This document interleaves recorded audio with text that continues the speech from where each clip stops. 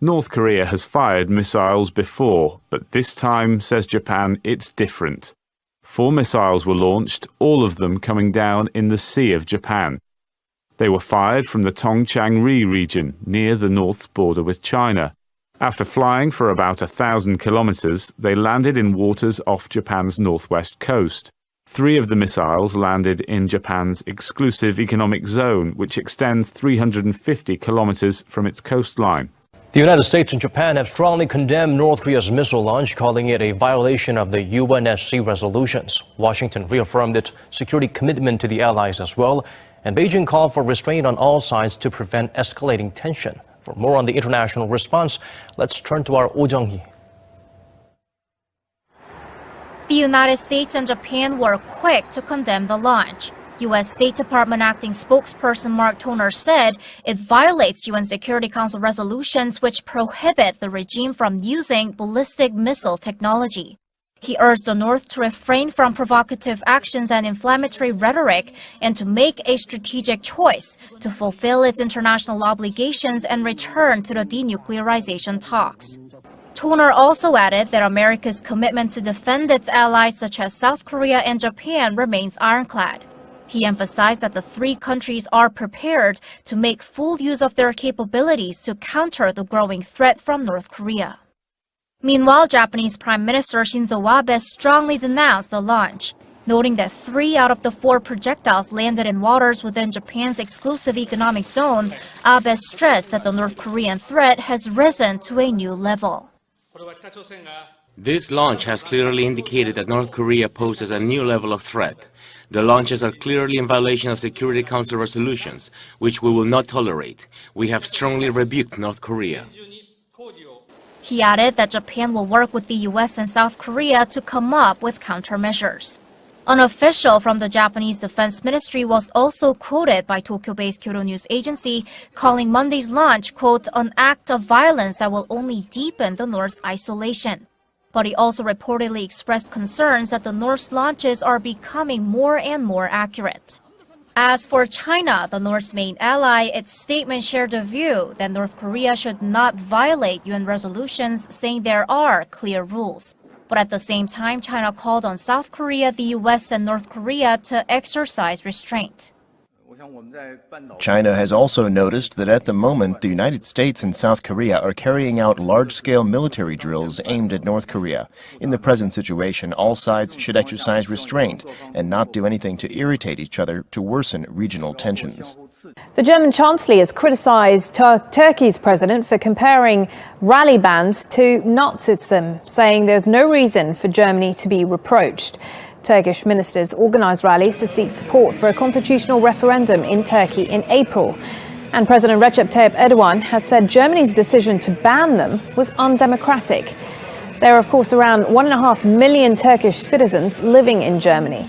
The 2 countries' foreign ministers expected to meet next week over the dispute. Let's go to our reporter Iris Spitzer, who's been taking a closer look at this for us from Berlin. Any time that the Nazi period and the Nazi government is invoked, that will often provoke a strong reaction here in Germany, both among politicians as well as the public. So the reaction has, as you can imagine, mostly been negative. Some people very upset that these comments were made. We did finally hear from Chancellor Angela Merkel's spokesperson, and he also said that he rejected those comments and also talked about kind of the overall situation here, the relationship between Germany and Turkey, and that is a relationship that has been strained in recent weeks, both by the cancellation of these scheduled rallies as well as the detention of a German-Turkish journalist. So he referenced all of those things in responding to those Nazi comments, but also stressed the need to kind of right the relationship because Turkey and Germany are, of course, important NATO allies, have economic ties, as well as the about 3 million 3 million people of Turkish descent who live in Germany, and about 1.5 million of those, as you mentioned, are eligible to vote in Turkey. So very close ties between the 2 countries, but a severe strain on the relationship at the moment, it seems. Israeli Prime Minister Benjamin Netanyahu has said he will meet the Russian President Vladimir Putin in Moscow on Thursday. He indicated that he will voice Israel's opposition to Iran's attempts to establish a permanent military foothold in Syria. He said he also hopes to reach an understanding with Russia to reduce possible frictions between the two sides. Russia is seen as holding the balance of power in achieving a deal on Syria's future. 2 years ago, Israel and Russia agreed to coordinate military action in Syria to avoid accidentally trading fire. Well, on Friday, the first UN-led peace talks in a year ended in Geneva without a breakthrough. In nearly a year that anger has increased, particularly after a popular militant leader was killed last July. And after that, when the government forces resumed counterinsurgency operations against the militants fighting against Indian rule, we've seen that every time such a gun battle happens, such an encounter or clash happens, civilian protesters from neighboring villages come out and try and help the militants escape from the military cordons. That is an indication of how the last year's unrest and the anger that's prevalent in Kashmir against Indian rule has not subsided. In fact, this has become a major worry for the Indian Army and the security forces deployed in Indian Kashmir, that whenever they launch counterinsurgency operations, civilians come out in solidarity with the militants and hamper their counterinsurgency operations. In fact, they have repeatedly expressed grave worries about this latest trend, this new phenomenon that is on inside Indian and Desert Kashmir. Pakistan's maritime security authorities have arrested 85 Indian fishermen for allegedly encroaching on Pakistan's territorial waters, with 14 boats having been seized. The fishermen were arrested Saturday evening and were brought to a police station in the southern port city of Karachi.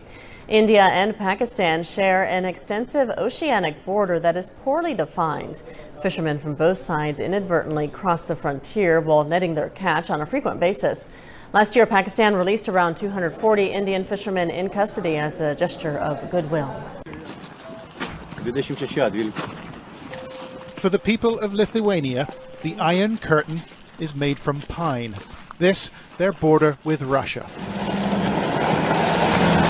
It's wet and inhospitable, and the small band who patrol it are worried about the other side. Every day, driving, walking. Do you communicate with the Russians on the other side? No, they're hiding. They hide? Yeah. Right. This summer, the Lithuanians will draw a new line in these woods when they start building a border fence with cameras and sensors, as part of a plan to protect the EU from the east. Well, we are right on the frontier. Russian territory starts here, just a few meters away by the red and green post. And you know, for a lot of Lithuanians, that's just too close for comfort. The border guards, they're a bit jumpy, and the entire nation is anxious too. Lithuania is mobilizing for war on the border and in the company boardroom. AR-15 is a civil version of M4. We met two brothers who manufacture electronics. They've joined a volunteer army and agreed to show us their arsenal. That's a typical weapon set that combat riflemen have. It's all bought with their own money. And they told me there's another 10,000 men and women just like them. You'd be prepared to fight the Russians if you had to? Yeah, definitely. I mean, we are prepared today as well. So if it would happen tonight, we would be ready. So there's no doubt about that. The Russians might say, listen, you know, this is all, it's hysteria. We are training for defending ourselves. So if they don't attack, they have nothing to worry about. That sounds a lot like the generals from NATO. Member nations have shipped 4,000 troops to the region, with 1,000 German soldiers now stationed in Lithuania. But the conflict's already begun, it seems, although it's not exactly conventional. We've obtained this anonymous email sent to top officials, alleging an attack by German soldiers on a 15-year-old Lithuanian orphan. At first, German soldiers just flirted, it reads, but then surrounded and raped her. The authorities say the email's fake And when I visited the local orphanage, employees also told me it wasn't true. I think it's a dangerous piece, and I think that they really picked on the right time and the right topic. A clever way to create chaos, says the editor of the country's biggest news site, who knows plenty about cyber war. This operation is frequently attacked by hackers and propagandists and mysterious powders in the post. I think we all very well know who's behind it. Kremlin is behind it, and we should just state it very clearly. President Putin disagrees. He says the West is distorting reality. Still, many Lithuanians feel their survival's at stake. It's whatever, but it says, but the name is obviously fake. And at a barbecue restaurant, we found a group called the Elves, fighting and fact-checking the trolls online. Of course, it's not evenly matched, but it's more like David and Goliath fight, but everyone knows how that fight ended, so... It's all done in their spare time. Another example of grassroots mobilization. If Russia will attack Lithuania, they will capture me and maybe kill me. But I think that if we do right things, we will avoid war. Lithuania is preparing for the worst. A small nation, this, motivated by fear. Cold weather and rain are not stopping heavy machines' work on the new layer of fence. Builders vowed to finish their work on entire 170-kilometer stretch of the border with Serbia by May 1st. And they've started here, close to the regular border crossing and also to one for migrants and refugees. Every day, authorities allow 5 people to enter these stainless steel revolving double doors into Hungary. Today, it was time for Bakshi family from Afghanistan. I've met them when they've arrived at the makeshift camp at the Serbian side of the border just the night before. It was beginning of the end of their 13.5 months perilous and costly journey. When we started our journey, I paid for each family member $2,500. Then from Greece to Serbia, I paid $1,300 for each family member to Pakistani smugglers. Together with all the expenses I had in Turkey, Greece, and Serbia, in total is $25,000 to $27,000. Mohammed thinks that the money was well spent, since he hopes that in the EU they'll find peace and stability that he says was lacking back home. But for thousands that are following footsteps of Bakshi's, new regulations from Hungarian government and second layer of fence might prove to be an obstacle too much. This former school, full of stuff donated by Hungarians for incoming migrants, should be show of that there is a helping hand. Despite the public pressure from NGOs and civic society members, Hungarian government decided to press forward with construction of second layer of fence along the border with Serbia in order to try to stem further influx of refugees and migrants. But not everybody here in Hungary are against that government move, like people in small border town of Asotalom, who actually do support construction of that wall from day one. That situation was completely abnormal because the state border was totally open, and this is not just Hungary's border, but the border of the European Union. In 2015, several thousands crossed our village every single day. They basically ruined our lives. People were afraid to leave their houses after dark. Although he's one of the leaders of biggest opposition party Jobbik, Mayor Toroczkai strongly supports government actions in curbing illegal migrations, something what he says that entire Europe needs in order to protect its identity, a position both shared and disputed by many in the EU. Celebrating a first step into Europe, but still on the African continent. Hundreds of migrants, mostly from sub-Saharan Africa, last month breached the giant fences that separate Morocco and the Spanish enclave of Ceuta. Over the course of 3 days, 853 people made it into the Spanish territory, almost half of the amount that managed to cross into Ceuta during the whole of 2016. The relation between Spain and Morocco is the priority of the foreign policy of Spain. The Spanish and Morocco authorities have been successful to keep the immigration tab closed. Although we see, and I think this is like a demonstration that Morocco do once in some time to Europe or to Spain to remember that they have the key.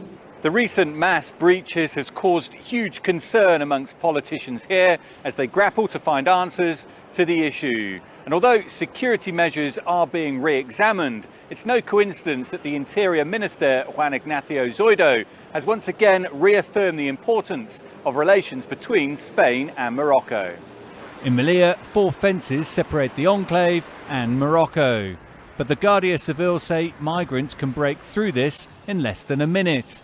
It means that in order to maintain security, relations between Spain and Morocco are key. But some are not convinced. Yamani Edegami represents the Moroccan Association of Human Rights.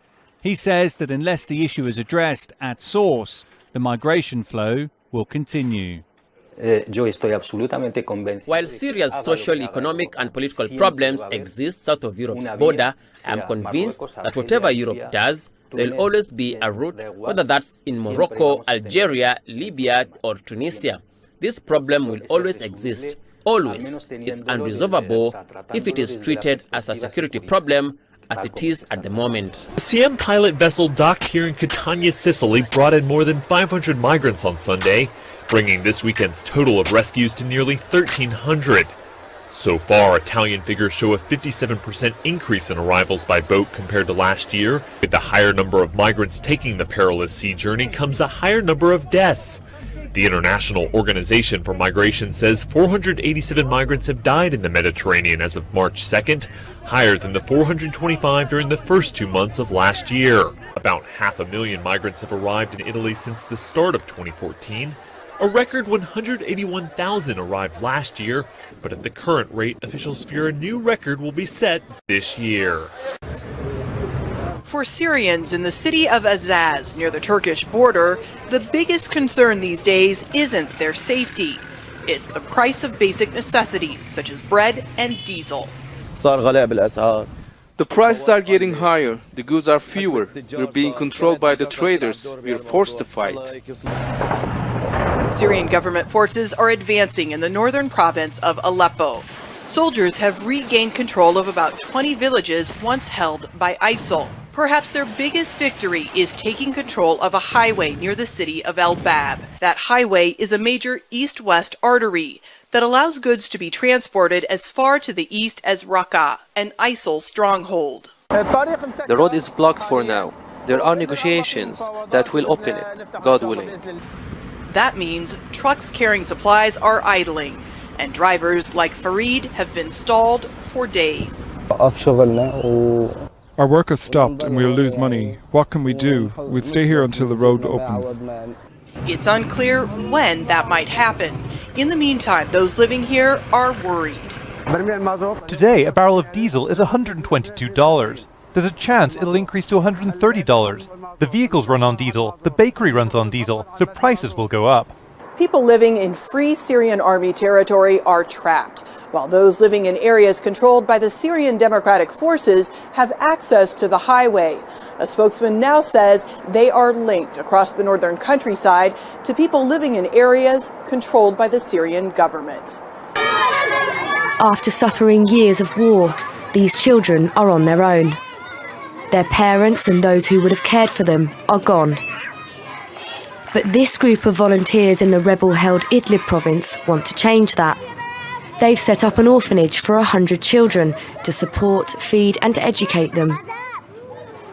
The volunteers here know these children are the most vulnerable victims of the conflict, and they work to alleviate their suffering. Children who've lost only one parent here are among the luckier ones. Most have lost both, and despite the laughter, behind each face is a harrowing story. We were sitting inside our home when we heard the sound of a plane. It dropped a bomb. It killed my mother and father. Then my 2 sisters and I were brought to this orphanage. Only a few have the chance to live within the walls of this house. Thousands of other orphans outside can only wish to live in a place like this. A place where they can learn, play, and forget the war that has spanned most of their lives. But the staff here don't receive any funding, and they're running out of money.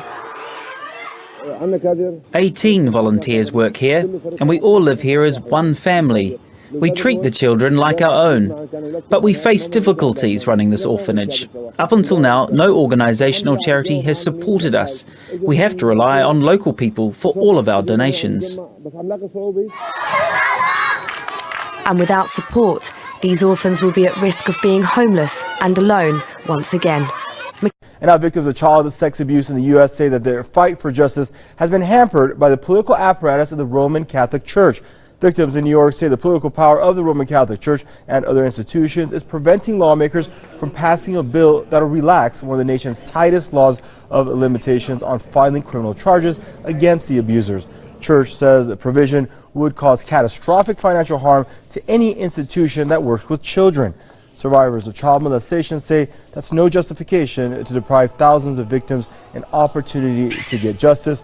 Supporters lobbied for the bill at Congress last week. They say that they hope this may be the year that the law is passed, making it easier for victims of abuse to sue and get some kind of recourse. Rumours about what lay beneath this playground had been circulating for years, but confirmation that babies' bodies had been disposed of in an underground septic tank and a series of sewage chambers has appalled those living next to the site. It's a lonely place and it's a sad place. Jacqueline Warren's garden is on the grounds of the former home. Is there babies buried in my garden? Do you know, I'm going to bed now at night and I'm wondering, is there babies down there buried in my garden? Yet, am I doing the wrong thing living in the house? You know, on a grave, you know? So what are they going to do? I'd love to see a closure. Until it closed in 1961, the Tuam Mothers and Babies Home was run by the Catholic Bon Secours nuns. Unmarried mothers were forced here, exiled from society in shame. Their babies were taken from them. Many did not survive the hardships. There's no suggestion that the babies and children whose bodies have been found at this site were murdered, but their deaths were no less deliberate for all of that, the result of neglect, social exclusion, and chronic lack of medical care. And what happened here at Tuam was no isolated case. For decades, the Catholic Church and the Irish state collaborated to impose strict social control. But campaigners are demanding to know why the death rate at Tuam wasn't questioned. The children's bodies that they've discovered, ranging up from 35 fetal weeks up to 2 to 3 years of age, some of whom would have died of starvation. How could that possibly happen in the 1950s and 60s when the institution was being run by an order of nuns known for their expertise in medical and healthcare? Only a few of the babies' remains have been exhumed so far. The authorities are yet to decide how to deal with the rest of the 796 children who are still believed buried there. Activists have compared the task to the exhumation of the mass graves in former Yugoslavia.